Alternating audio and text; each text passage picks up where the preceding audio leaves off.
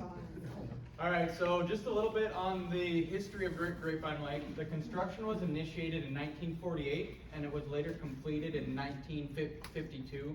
The watershed, it covers 700 square miles, so pretty much anywhere that rain falls within that 700 square miles will drain into Grapevine Lake. The top of our dam is at 588 MSL, which is the average level of the sea. And the top of our uncontrolled spillway is at 560 MSL. And our conservation pools, where we try to keep the level of the lake at all times, is at 535 MSL. At that height, when the lake is at that height, we have roughly 7,000 surface acres. The total land area of the project is 15,700 acres. And then we also have an additional 2,200 acres of flowage easement. So the flowage easement, it's not land that we own, but we do own the right to flood said land. Most areas around the lake, our flowage easement is equivalent to the 572 MSL contour line. However, our lake is a little bit difficult when compared to other lakes because there's also other flowage easements around the lake. Sometimes it's 573 or 574, 575. And then on top of that, we also have meets and bounds flowage easement as well, which is just another curveball that we have to deal with because we kind of got to treat each one completely different. The rules kind of change for when you're going meets and bounds versus contour lines. So the Corps' role throughout the lake really boils down into four things. Our main thing that we try to aspire to, our main mission as a Corps project, is flood control. That is our main goal and aspect as a lake, what we aim for the most. And everything else, little cherries on top. We have recreation, environmental stewardship, and general maintenance. And we'll go over each of these individually, just to let you guys know what the Corps is about, what we do around the lake, and what we aim to solve in our day-to-day work. So the first thing we like to go over is who owns the water. It's kind of, you'd think it's in our lake, we own all of it. It's not quite that easy. So if you think of the lake as a bowl with water in it, we own the bowl. We own the land under it and around it. That all belongs to us. However, all of the water up to our conservation pool, the 535 mean sea level, belongs to the city of Dallas and other water municipalities. We are a drinking water source as well as a lot of other lakes in the DFW area. So when we're in that range, that water belongs to them. They can suck out as much as they want, but we try to aim to stay at the 535 MSL as much as possible. However, when we're flooding, we go above that 535 MSL, and at that point, all the water above it belongs to us because then we are using flowage easement, which we have purchased beforehand, and therefore the water belongs to us because it is occupying area that we have purchased, basically. So that's how that works. Yes, sir. How is it that it's the city of Dallas that's the owner of the water? They're the primary one. It's kind of like county, city. It's broken up a lot because a lot of people take from us. It's pretty complex, it's like goes back into old master planning, stuff like that. But basically, certain municipalities, they take water from us to, fuel water supplies. So. No, Highland Park and University Park are another big municipalities that are a part of that, and I'm sure Grapevine is too, but yeah. The city of Dallas is the... Is that because they financed the building of the lake? It goes back, it's really old planning stuff, and I think the main goal is for flood control, but water supply was also taken into account for that as well. And I think it was just multiple deals made out with different municipalities and determining elevations at what's acceptable and how much water to take per an amount of time. So we have limits to how low we can go with how much water they're allowed to take. They can't suck us completely dry. Unlike Benbrook, they screwed up their deal. Whoever takes their water can take as much as they want, so they get really low a lot. But it's really complicated. There's a lot that goes into it. But from bottom to 535, not owned by us. So it's weird stuff when it comes to things like that. And that's our water department who deals with that mostly. We don't deal with a lot of this stuff and who owns the water. We have a whole hydrologist division that deals with all that, and we'll get into that a little bit. Higher up district stuff. Yeah, it's not something that falls on us very often, so that's why we don't have a better answer for you in that aspect. Right. Yes, sir. So if we own the water above 535. As long as there's water above 535, Dallas can't pull it below. And that's where it gets weird, right? Technically, I guess it more falls under the water above that is our responsibility. And usually we try to drain that, as soon as we're above 535, we try to get back down to 535 as quick as we can. And this is all dependent on the downstream conditions. We'll get into that. Yeah. But, Thank you. that's the basics of it. Of the whole who owns the water. So we got the bold, that's the most important part. So flood control, a little bit of history for you. The Benbrook, Grapevine, Ray Roberts, and Louisville Dam were all constructed thanks to the Rivers and Harbors Act of 1945. In 1949, however, downtown Fort Worth flooded completely due to Benbrook Lake. Their dam was not fully constructed yet, it was still in progress, and there was a very heavy rainy season, completely flooding Fort Worth. This, in fact, is a picture of Fort Worth. That's all the bright there that's hard to see is water, and everything else is trees and houses sticking up. So that resulted in $11 million of damage and 10 deaths. So that really puts into perspective how important our dams and structures are in maintaining the control of the water during these rainy seasons. Because without them, things like this would be happening often every time we get a rainy season. And whenever we do have really dry seasons, there'd be water supply issues. So that's also a way that our reservoirs come into effect. We can hold water a lot better than a river can. So yes, the main thing that we like to tell the general public is that the lakes are designed to flood. We get a lot of complaints, phone calls to our office all the time. You know, this part of the park is closed. This park is closed because there's water in it. My favorite campsite is underwater. What are you guys doing? Release water. It's not quite that simple. Whenever the lake is flooding, it is acting as intended, and usually we're pretty happy that it's flooding because that means places like downtown Fort Worth, downtown Dallas aren't flooding, causing millions and millions of dollars of infrastructure damage and potentially loss of life. So anytime we're flooding really bad, just take that into consideration. We are pretty down low right now, so kind of a unique situation. Not gotten a lot of rain this summer, that's been kind of brutal, but we work with what we get. So the way we manage our amount of water that we hold is through water releases, and how that happens is it's determined by our hydrologist, as Austin said. They're up at our district level, and they kind of have a whole overview of the whole Trinity River system. And what they do is kind of work in like a checks and balances system of making sure nowhere's too high or too low. So if, let's say, Dallas is having really issues with their water flow through the river and everything, they need that to supply all their different, infrastructure, recreation, all that stuff. And we have an excess of water, we will be told we'll get a call from our hydrologist and they say, hey, open your gates a little bit, let some water out. As it says up there, downstream conditions are our main factor that determines how much water we release. We don't take into consideration what we've got going on at all, it's about what's going on down the road so that we can help them. So yeah, that's how that works pretty much. How it happens, we receive a call from our hydrologist, as I said, and then they tell us what to set our gates at. Inside of our big structure along the dam, I'm sure you guys have all seen the big concrete tower out there.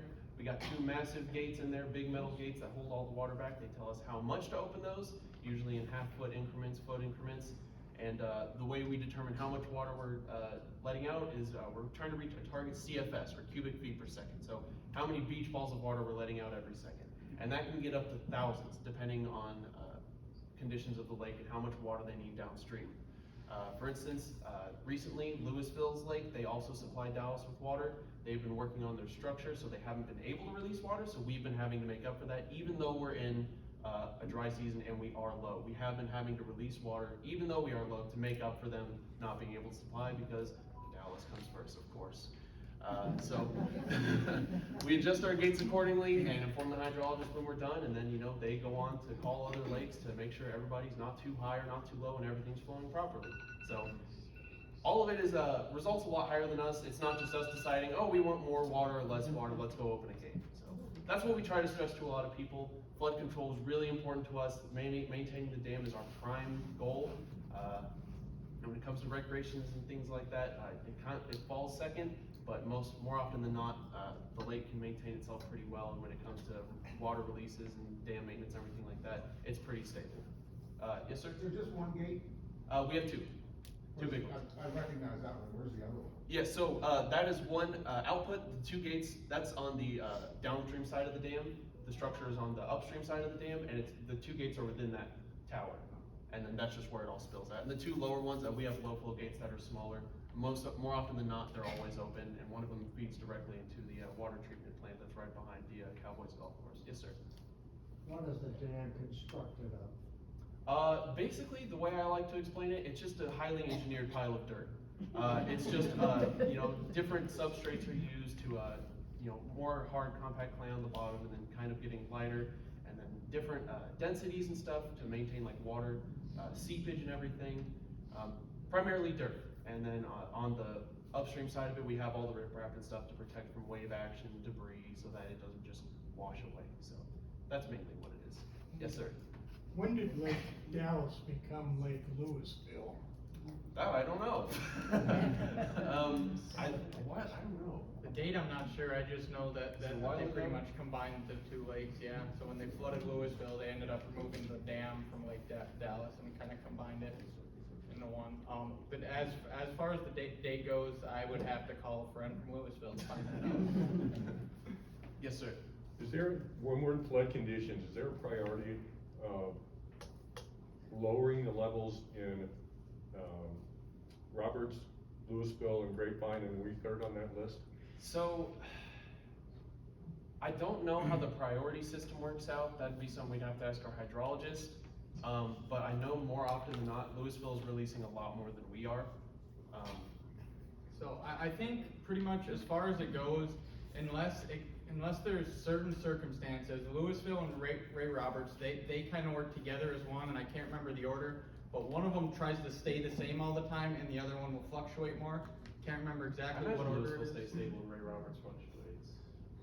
Possibly. I don't know, I don't work there. Right, I don't either. But most of the time, we don't work, we're not really considered all the same thing, where Louisville and Ray Roberts, they work much more closely together than we are here. We're kind of more separated. Okay. That all good? Perfect. Another form of our flood control, I'm sure you've all seen this driving across the dam. This is our uncontrolled spillway, the big concrete ramp that dips down into that pool. The top of this is at 560 MSL, so as compared to our 535, that's 25 feet high.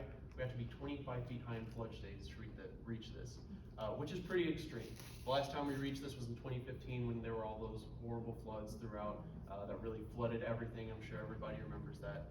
I believe this picture was from then. Tons of water spilling over that, and the reason we have this, it is uncontrolled, and we aim for flood control. This seems kind of counterintuitive, but once we get to a certain height, we're aiming to preserve the structural integrity of our dam. So if we're holding more and more and more water, and we get close to the top, the dams are near 70 years old, so they can only hold so much. So this kind of acts as a check system. It relieves the pressure so that not so much pressure is on the dam, potentially affecting the structural integrity, because if that goes, so does Dallas pretty much. So it's just a concrete ramp, but it is very important for what we got going on. And that also just feeds back into the creek where the other outlet is. So, things around the lake. Recreation, how we play into that, the main thing we do is patrol, obviously. We go out and inspect the different parts of our lake, all of our property, whether it be parks, on the water, or any other area of the project, like our wildlife management area, or any other shoreline that's not technically designated as park. Our primary goal as park rangers is to help and assist the visitor, because we are not law enforcement. We do have a badge, we do have a uniform, but we are not law enforcement. We are technically regulation officers. We do not carry weapons, we do not detain, we do not arrest, we do not search, we can't do any of that. All we do is enforce our Title 36 rules and regulations, which you can find online.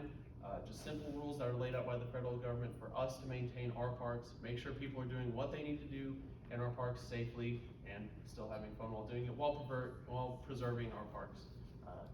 Doing everything how they're supposed to. The most we can carry for self-defense is pepper spray, so a lot of things in our job, whenever during the summer, we're patrolling the parks and stuff like that, what we have to take into consideration a lot is this situation worth going into? If we see a situation with a bunch of drunk people, potential weapons and stuff like that, we gotta be smart and make the decisions. Is this worth going into, or do we need to call backup from police or something? And we do have law enforcement contracts of our park, Merle Park up in Flower Mound. We have a contract with them. They have a policeman every weekend coming in to help us, on our busy weekends. They take care of the more extreme stuff, and we make sure people are parking right and stuff. So that's where we fall into. It's just a lesser version of that, and it's less stress on us, more fun for us, you know. And what our recreation consists of. I'm sure all of you are very familiar with what you can do at the lake. It's pretty much anything you can do outside or on the water, whether it be hiking, biking, cycling, boating, swimming, anything you can think of. We have hunting and fishing as well. A lot of people know about that, a lot of people don't. WMA is kind of a hidden gem for us, and we kind of like to keep it that way, so don't spread the word, or do, up to you.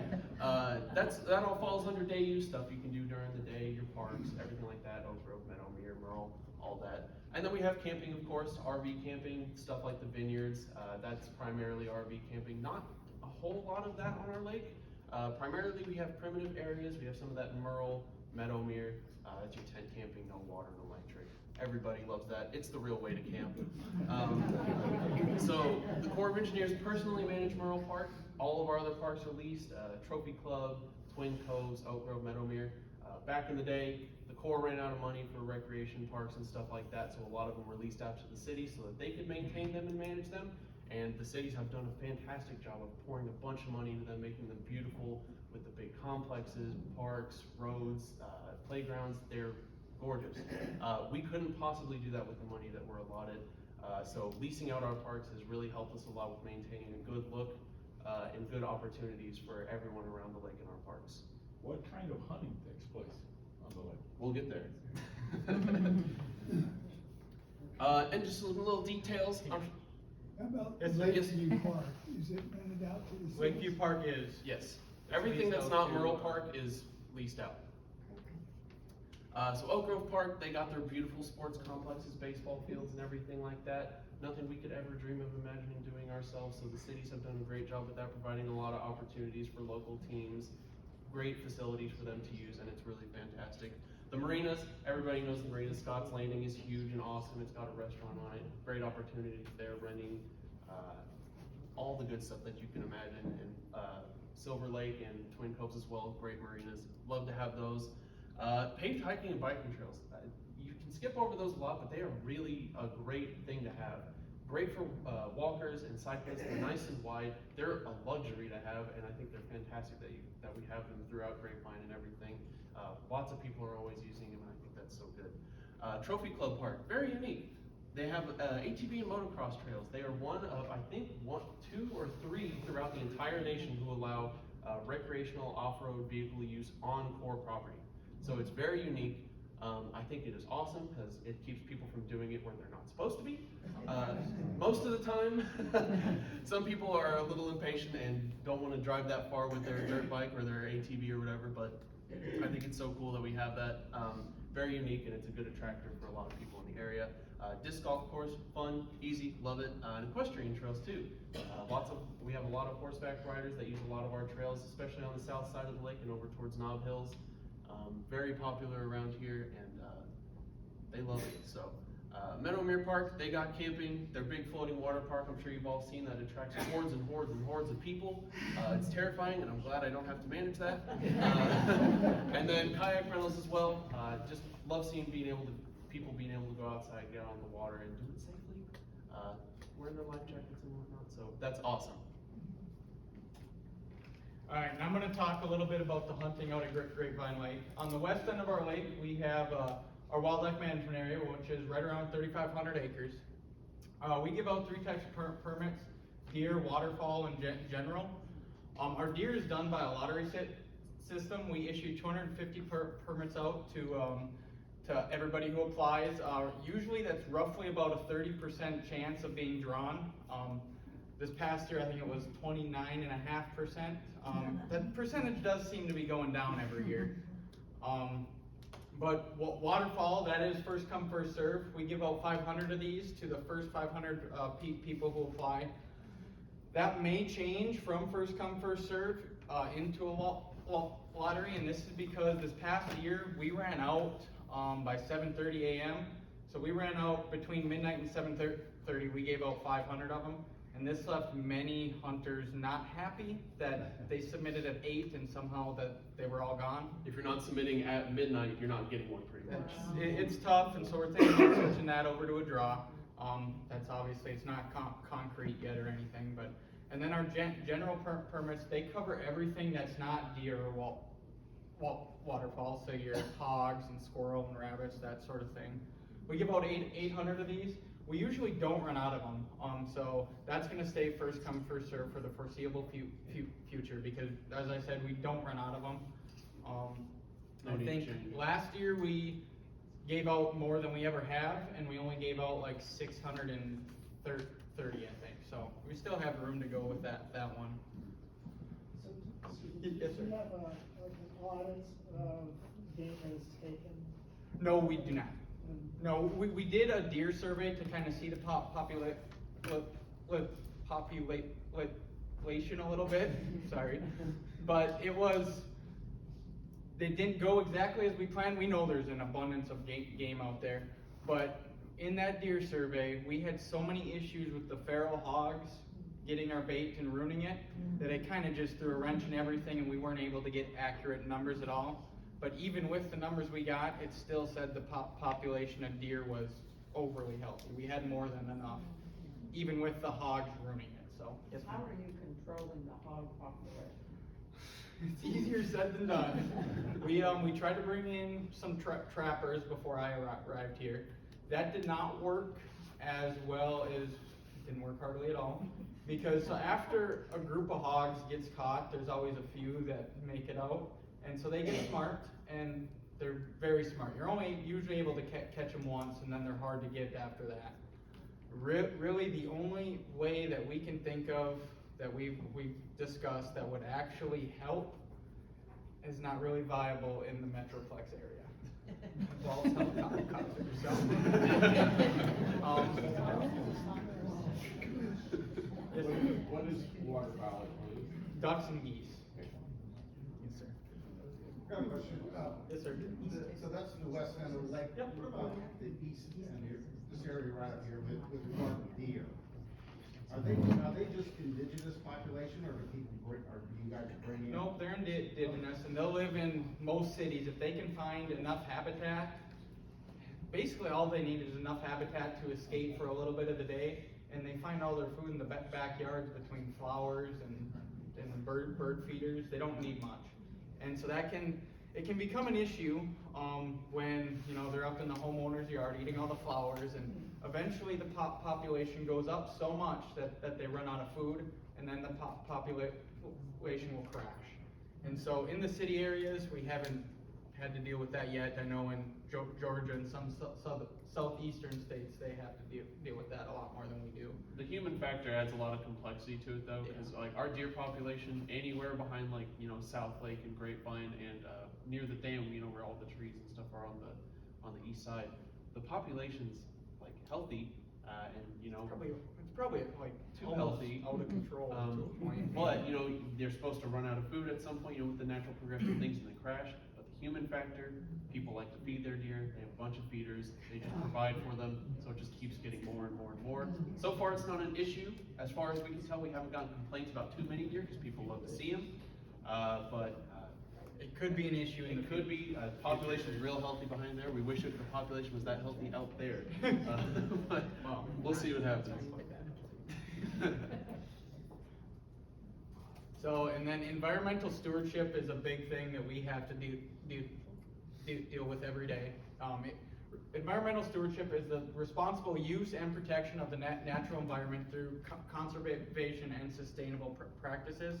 We accomplish this with our hunting program.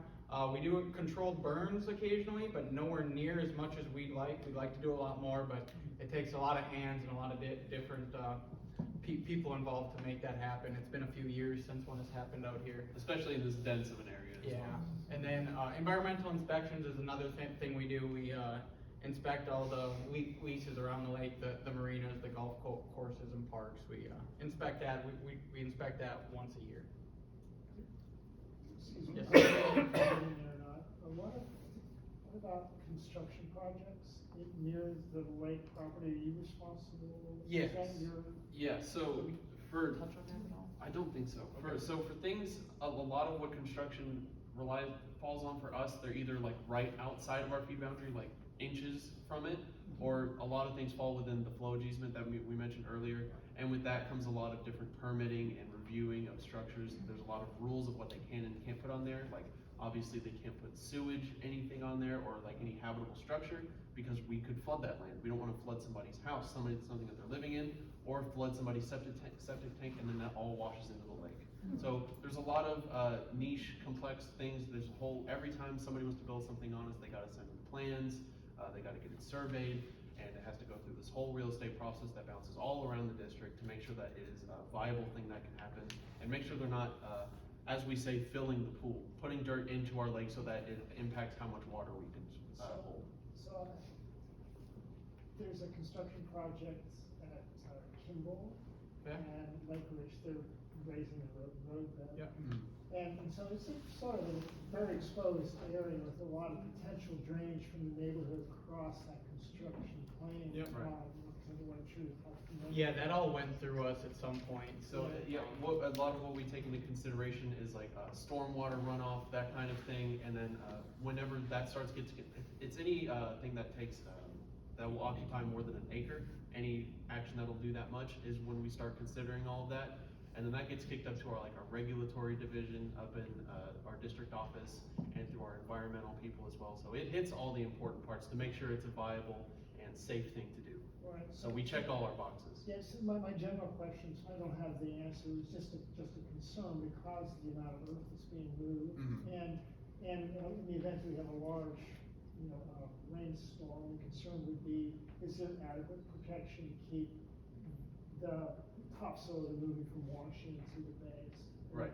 I don't know. So all their plans have gone through us already, and so all their plans and how they're controlling it, there's plans to control everything along the As whole long as way. they're abiding by what they told us, it should be good. And kind of what happens, we collect information and we send it up to our higher offices because there's so many different complex branches when it comes to controlling toxic waste, when it comes to controlling all these various things, that there's more specific individuals who There's a specific niche that they do. Yes, ma'am. Thank you. Related to that, how do y'all interact with the cities when there's a construction project? Because the cities also do permitting, so does that go through the cities first and then it comes to y'all? So- Or y'all first and then the It's cities? kind of adjacent. Usually whenever things come to us, we like for them to have already conversed, with their city so that we know to go ahead, because usually they kind of see it as it's our property. Once we have the go ahead, they start going. So we like to see that the cities have also approved it when it comes to things that are that big. If somebody's building like a pool in their backyard, usually not necessary. That's what a lot of what we deal with. But the major construction projects that we, usually the cities have their own permitting process and we just get confirmation of that before. And usually even pools and stuff, when the homeowner goes to the city will ask them, have you visited with the Corps yet? And then they'll come to us afterwards, it's usually. It's a lot of, at the same time mostly. Yeah. So control burns. Control burns, when done enough, they allow us to prevent overgrowth in natural areas, and on top of that, they also fertilize the soil. And this really promotes healthy regrowth of all the plants. So I know a lot of times fire is seen as destructive and bad, but it can be a great thing for many areas. When done properly. Yeah, when done safely. Without controlled burns, natural areas, they can be overgrown with non-native species, to the point where which the native species are no longer able to flourish at all. So it really helps to get a good burn, and that'll suppress the non-native species most of the time, and let those native good species really come back the way they should. So more about the hunting.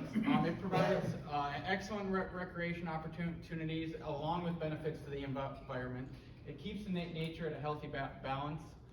We wish it would do more with the hogs. Sadly, our hunters don't kill enough of them because there's so many. It doesn't help that it's archery only. If Yeah. they were able to carry ARs there, I'm sure they'd have plenty, but we can't allow that. Oh, it's only archery, huh?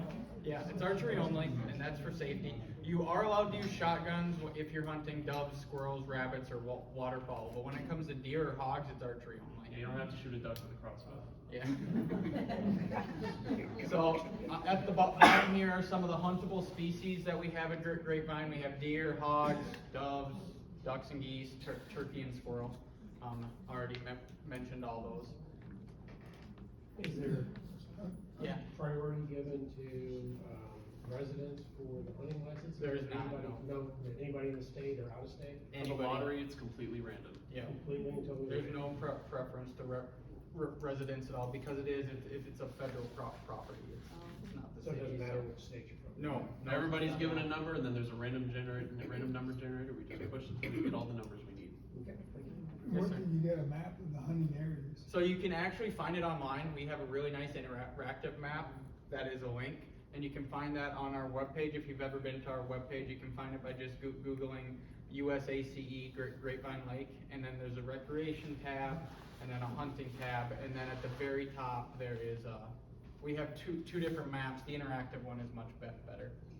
And on that page, you'll find everything you will ever need to know about hunting. That'll answer 90% of the questions you already have. And there's also, on top of the hunting stuff, there's also a lot of other information about our lake. It's not just the hunting stuff. Hunting is one tab in a very kind of broad site. All right, so environmental inspections. We perform environmental compliance inspections once a year, and for this, we work with our region environmental BLM business line manager, and we also work with our district environmental point of contact. And we perform these. We go around to all the different leases and marinas around the lake, and we make sure that they're following all state, local, and federal laws. So just to make sure that no toxic waste is getting drained into the water, to ensure that they have the proper permits, that all their sanitary sewer systems or whatever it may be are up to code, and so that we're not going to have any issues with those. We also do wildlife habitat assessment program, and this usually runs in conjunction with our master plan, and this is used to help determine the population diversity of our land. So the way it works is they kind of just randomize using a computer. They pick random spots out there, and then they have like a grid, like a square, and they go and they plop it down where it's supposed to be, and they count all the individual plants and what species they are.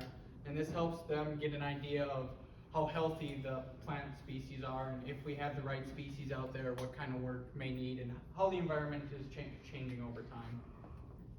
We also do boundary line inspections, and in this, we are supposed to inspect 1/3 of our fee property line a year. So it's a big lake, and there's only 3 rangers there. We usually don't get to it all in a year. We get as much as we can, and this is primarily to inspect, make sure that surrounding landowners aren't encroaching or trespassing on us, to make sure they're not mowing what they shouldn't be mowing, cutting down trees or building stuff on us.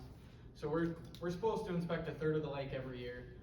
We probably don't quite get there, but I know we did a lot this past year. We're pretty close this past year if we didn't get it all. Yeah, a lot of the times, like we just did a lot of the South Lake border of what we have, and there's a lot of adjacent landowners to our property, because lots of developments popping up, especially on the north side of the lake in Flower Mound. And a lot of these adjacent landowners don't know the rules that comes with being an adjacent landowner to us. They see, oh, big, open land field, nobody's using it, I'll just dump all my brush on there. And we don't like that. So that's a really big part of what we do to maintain our land, making sure our monuments are still there, making sure people aren't building on us. Because a lot of these adjacent landowners just don't know. They're ill-informed on what they are and aren't allowed to do on us.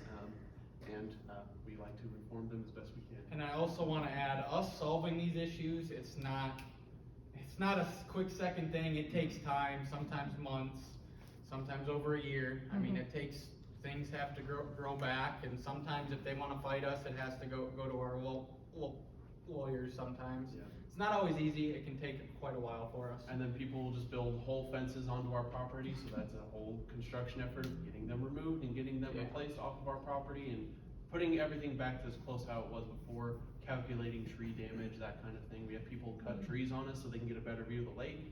So we have our environmental specialists come down, try to calculate how much the wood that they cut down was worth, and then kind of charge a proportion So, that's, there's a lot of complexities when it comes to, all of these niche things that we find in our boundary inspections, so that's why it's so important for us to do so much of it. And I will say, mature oak tree is much more expensive than a personal tree. Yes, yes, ma'am. What is that boundary line? Is it the 572? So that's our flowage easement, our boundary line, our fee boundary line itself. If you find any sort of map of Grapevine Lake, it's gonna be the hard boundary where it is our property and not our property. So it's Flowage not- easement extends past the fee property. Yes. Yep, where we only have the rights to flood it, otherwise we don't have anything to do with that. General maintenance out there, we have to do a lot of this. Around the lake, but primarily in our park, we have to tree trim or remove the trees after a storm.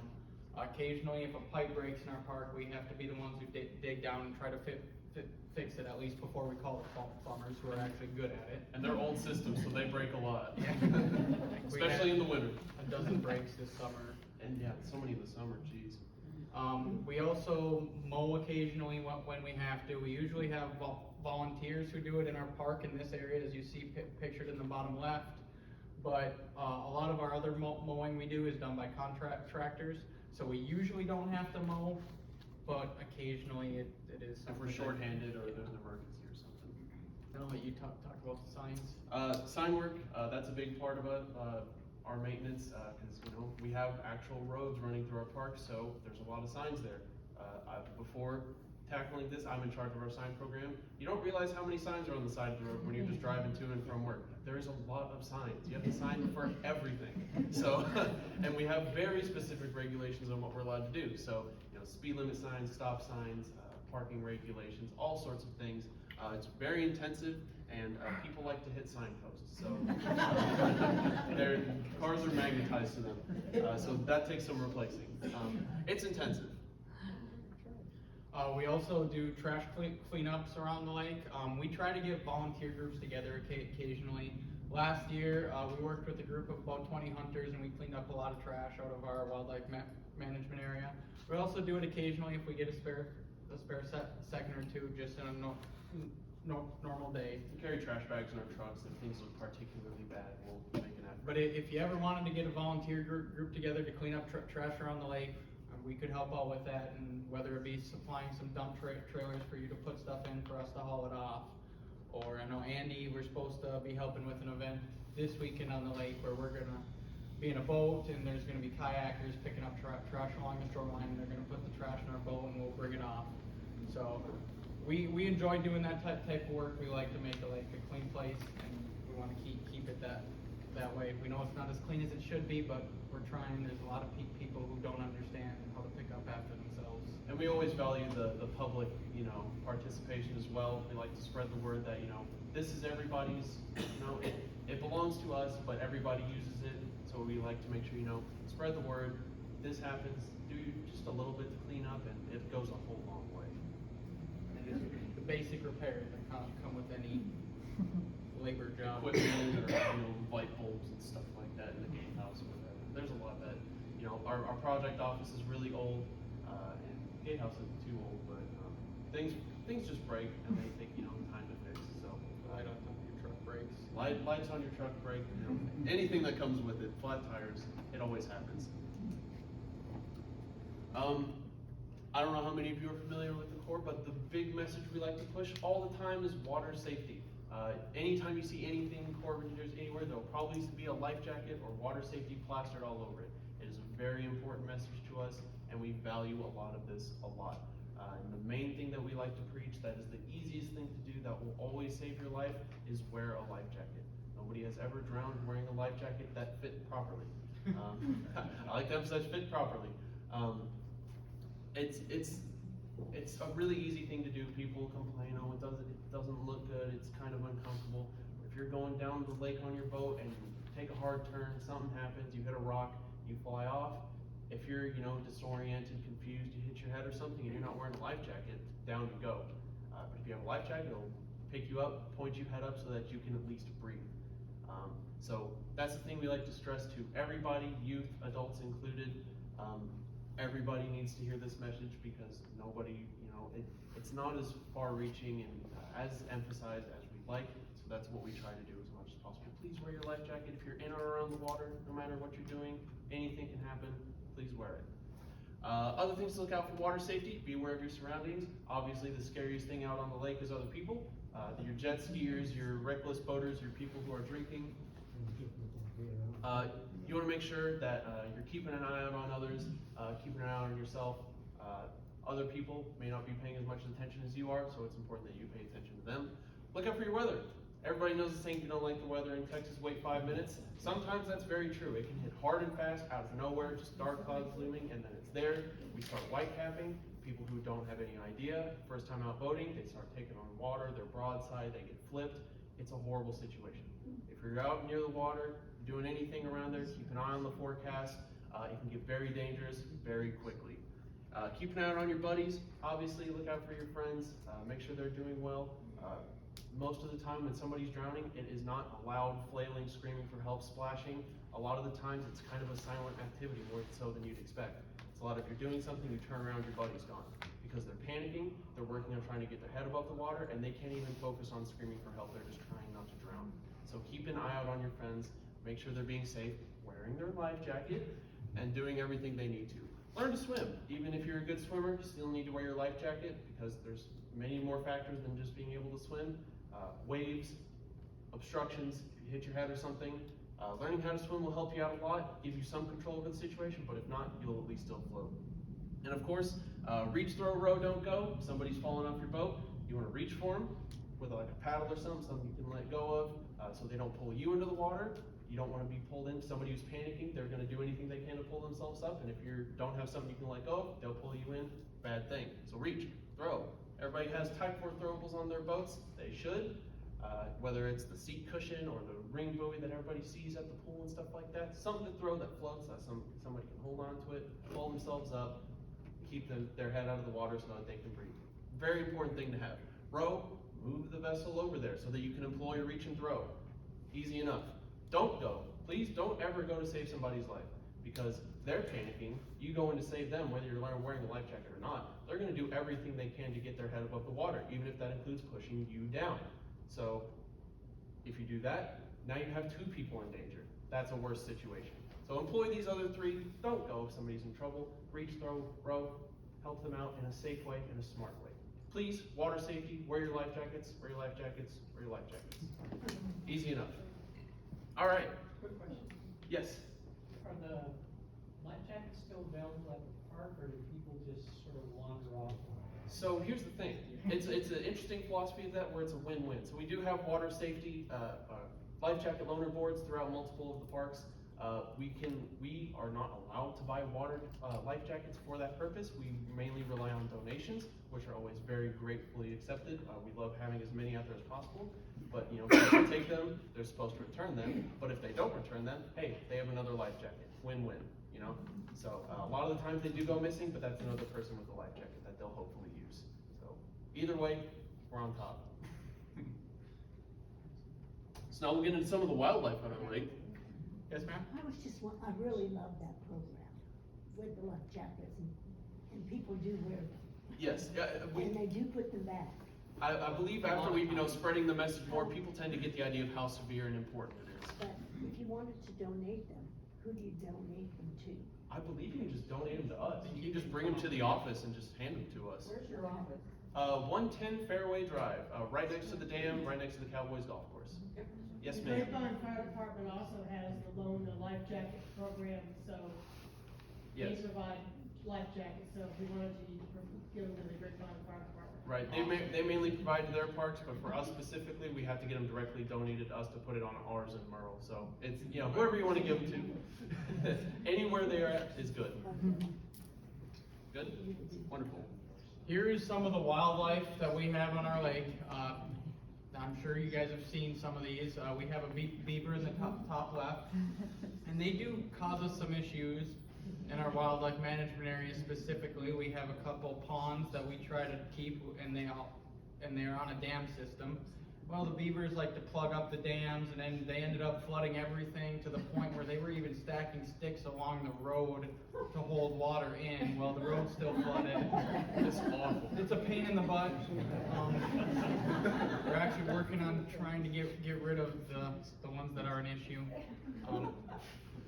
And we have bobcats in the top right. They're a pretty cool animal. Small dogs may have an issue. They're really skittish. A lot of the times, Right. unless something's You don't gotta harassing worry it or about it. chasing it, they're gonna run off and go hide. Yeah, I mean, they're small animals. Fox squirrels are the most common type of squirrel around here, and then we have a coyote in the bottom right. I don't know about you, but every coyote I've seen here does not look like that. It looks disgusting. Mangy with not much fur on them is like all the ones I've seen around here. That one looks pretty good. We have possum. You guys have all seen deer and raccoons. Bottom right, we have the wild turkey. In this specific area, we have the Rio Grandes. In other areas like East Texas, they're gonna have they have easterns out there, and if you get in some of the more mountainous areas, they have Merriams there. So they're just different subspecies, but they're all wild turkeys. They look very similar. Slight differences to differentiate them all. And we've got a pretty good population on the north side of the lake, amongst flower mounds is where we've seen a lot of them. They've kind of been heading west further and further. We haven't seen a whole lot of them in our wildlife management area. We'd like to see more, but the fact we have them is good enough for me, honestly. I'm glad we have any. And they say the raccoons and possums are very hard on them because they eat their eggs, and so they're not able to reproduce the way they should. We don't show any armadillos. A lot. I don't know. This is a slideshow. We just threw some on the biggest, but we have seen a lot of armadillos, Yeah. and they tear stuff up. They're horrible guys. They're cute, but I hate them. We have feral hogs. They're terrible. This is an actual trail cam we had set up for our deer survey. That's them eating all our corn. What we did, we put a pile of corn out for the deer, and it's using a system provided by Texas Parks and Wildlife. So we're supposed to count the amount of deer, identify each individual buck, and to try to get the ratio and be able to estimate the number of deer. It's kind of hard to do when the hogs eat all your corn within a day. They ate 120 pounds of corn in one day that was set out for deer. They made it really hard on us. Are the hogs kind of all the way around the lake, or are they just in particular? Primarily, I think they're mostly on the west edge. I know we don't have them below our dam. They're not below our dam by the Grapevine Golf Course. They're not there. And I think the further east you get, the thinner the population. I used to live out by Caymus Woods, and I never saw them out there. No, they shouldn't be there. Okay. It's They too densely shouldn't be there. populated, I Okay. think. They could be there, but they need a lot more cover than deer need, so. And then we have, the heron, mallard duck in the bottom left. To me, that's the most common species of duck in the area. And I know a lot of times, especially at Scott's Landing, there's a lot of farm ducks mixed in. There's a lot of farm ducks that look like those that aren't. You can kind of tell because they're 3 times the size. They can't fly as well. And then they hybridize from time to time as well. Bottom right, we have the cardinal. I'm sure you guys all know that. As far as I know, they really start to show up in late October, November, part of their migration. And he's got this slide. Oh yeah, I'll take snakes. He is not a fan of snakes. So up in the top left, we've got our timber rattler. We have not seen very many of them at all, but we have had reportings of them in the area in the last 10 years. So they are here, but it's possible. Cottonmouth, water moccasin, have plenty of those if you go to the wrong places. Like to occupy creek beds, that kind of thing, where they can get sun, hide in the rocks, all that kind of stuff. Your copperheads, everybody knows those, like their leaves in foresty kind of areas, and then your banded water snakes, that kind of thing. Great skill is to be able to identify your snakes, because if you get bit by one, it's important to know what it was so they can provide you with the right antivenom. So know your venomous snakes, and if you do get bit, make sure you know what it is before you start doing everything, because that can be the line between life and death sometimes. And the shape of the head is a great indicator of what if it's venomous or not. If it's got more of a triangle shape, it's going to be venomous, and if it's rounder, it's non-venomous. At least in our area, maybe that's different I'm pretty sure elsewhere. it's, worldwide. All right, some of the geographical features around the lake. I'm gonna try to hurry up a little bit. I know we're running out of time. It's predominantly prairie and woodland environment surrounding the lake. The lake shoreline consists mostly of rocky cliffs and gravel beaches on the east end, and then you go west and it becomes muddier, and there's stumps in the lake on the west end of it. As I just said, the west end has stumps and is shallower, where the east end is a much deeper part of the lake. The main feeder of water into the lake is Denton Creek, and that, you know, runs underneath 377 and 114, and then I believe it runs up towards Decatur, in that direction at least. Yeah, that's pretty much it. And another thing I wanted to add is, around the lake, you may find fossils in many areas. It's a very fossil-rich lake. If you look in the dry creek beds, you're probably going to find some. There's actually a section at the Perot Museum that is all fossils that have come from Grapevine Lake. They found a lot of cool things here. If you go up to the dinosaur section on the top floor, there's a whole frame thing that says, you know, Grapevine Lake on it, has the tracks and stuff like that. It's really cool to see. Any indication of invasive fish species in the lake, as they're having in lakes up north? Yeah, the fishermen. I'm thinking invasive fish, nothing out of the ordinary. What about the zebra mussels? Zebra mussels, we're fully infested with those. They haven't caused us many issues that were unexpected yet. Obviously, they're going to be covering all your rocks. They're going to attach to a lot of structures out there. They're not fun if you step on them. You get cut pretty bad. But yes, we are fully infested with those. It's a kind of an unstoppable plague at this point. You know, people are always going to be transmitting it from one place to another, and then once it's too bad, you can't really do anything to And stop they're it. going to come in waves. They're going to be really thick for a couple years until they hit their max, and then they'll die off as well. And then they'll come back, and it'll just be a cycle. I believe I could be wrong, but if I remember right, it's about a 15-year cycle from when they go up and down.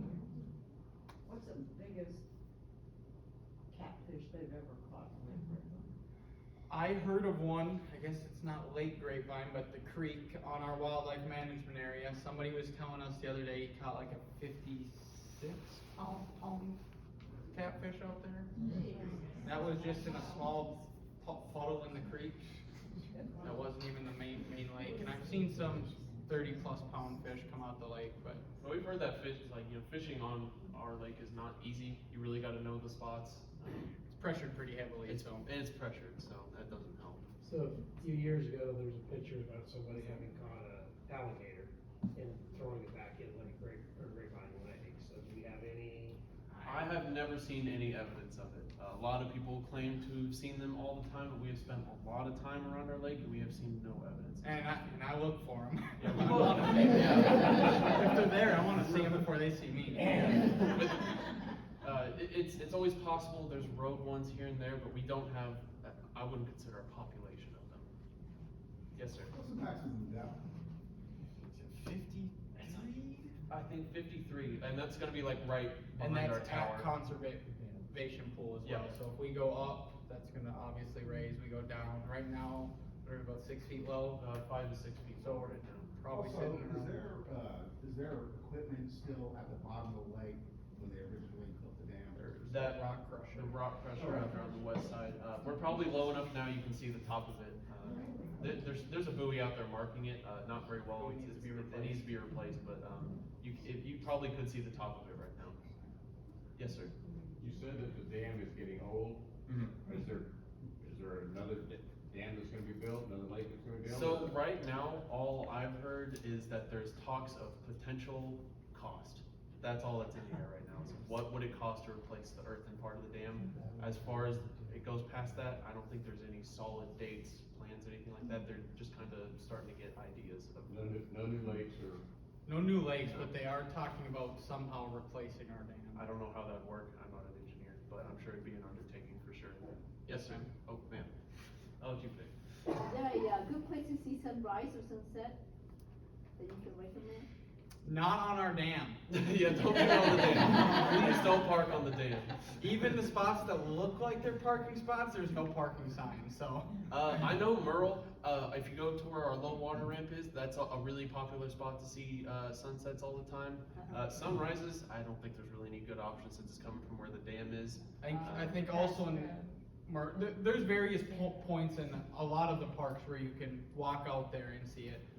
Silver Lake Park, I think you could find a good sunset. Yep. And then various parks around the lake, if you get out on one of the points that reach way out there, you may have to walk, but that's gonna be your best bet to see a sunrise. And you're gonna wanna go further west, cause the closer you are to the dam, it's not gonna You look said quite. sunrise or sunset? Sunrise, you're gonna wanna be further west. Oh, okay.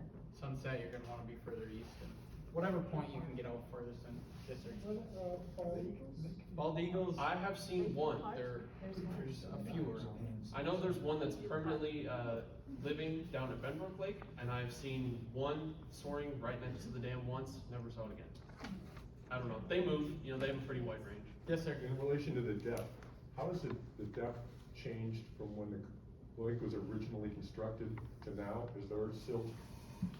I'm sure there has been plenty of deposit. I think what they say on that is the silting is not as bad as they were expecting. When the dam was built, they had expected it to silt in much more than it has. It hasn't changed a whole lot. Not significantly, at least. Yes, sir. Are you guys still aerating down by the dam? No. Bugs are gone? Yeah, I don't know when they shut those aerators down, but it's been since before I was here, so. 6 years, I just heard somebody said, so. That's better than what I know. Yes, ma'am. Have y'all noticed, for flood control, have y'all noticed any issues? You talked about all the development that surrounds the lake, like the residential and whatever. Have y'all noticed more issues with flood control, kind of as a consequence of that, or? I don't think anything significant enough to attribute it to that, but I'm sure over time, as more housing developments and stuff have gone up in the more grand scheme of things, I'm sure it has gotten a little more extreme with just running down roads and concrete gutters and More stuff like that. pavement around, and Yeah. it's taking a very snippet of it. It appears to be flooding more than it did in the past with more concrete, but who's to really say for sure? And also, the weather patterns attribute to that, so it's hard to tell exactly.